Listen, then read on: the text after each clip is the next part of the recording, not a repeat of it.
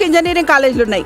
ఈ 500 పైచిలకు కాలేజీలో ప్రతి సంవత్సరము 2,30,000 మంది విద్యార్థులు అడ్మిషన్స్ తీసుకుంటున్నారు. బయటికి దాదాపు 2 లక్షల మంది బయటకు వస్తున్నారు. ఈ 2 లక్షల మందిలో ఎంతమందికి ఉద్యోగాలు వస్తున్నాయి అంటే 20% లోపు కూడా ఉద్యోగాలు వస్తలేవు.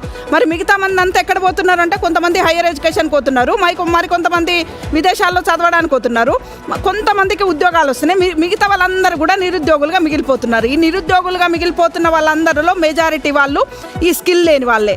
ఒక్క ఉదాహరణ చెప్తాం. మా ఫ్రెండ్స్ కూడా చాలామంది అసోసియేట్ ప్రొఫెసర్లుగా పనిచేస్తున్నారు చాలా ఇంజనీరింగ్ కాలేజీలలో. 5వ తరగతి 6వ తరగతి వాళ్ళ పిల్లలకు వచ్చే అంత సబ్జెక్టు కూడా చదువుకోండ్రా బాబు, ఇంపార్టెంట్ క్వశ్చన్స్ 10 క్వశ్చన్లు ఇస్తున్నాం, దీంట్లో 5 వస్తాయన్నా కూడా చదువుతలేరట.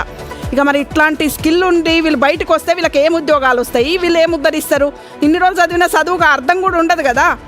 కాబట్టి స్కిల్ లేనిది బయటికి పోతే వేస్ట్. గంగిగోవు పాలు గరిటెడైన చాలు, కడివెడైన ఏమి కరము పాలు అంటారు.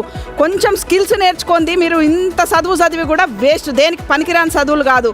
కాబట్టి చదివే విధానంలో, కాలేజీలలో చెప్పే విధానంలో అంతా కూడా ప్రాక్టికల్ నాలెడ్జ్ని ఇంప్లీట్ చేసి చెప్పాలి. దీంతోపాటు స్కిల్స్ నేర్చుకోవాలి. లాంగ్వేజ్ స్కిల్స్ కావచ్చు, టెక్నికల్ స్కిల్స్ కావచ్చు, అన్ని రకాల స్కిల్స్ నేర్చుకుంటేనే ఉద్యోగం, లేకపోతే నిరుద్యోగులుగా బతకాలి. చిన్న చిన్న ఉద్యోగాలు ఉంటాయి కదా, అవి చేసుకోవాలి అంతే.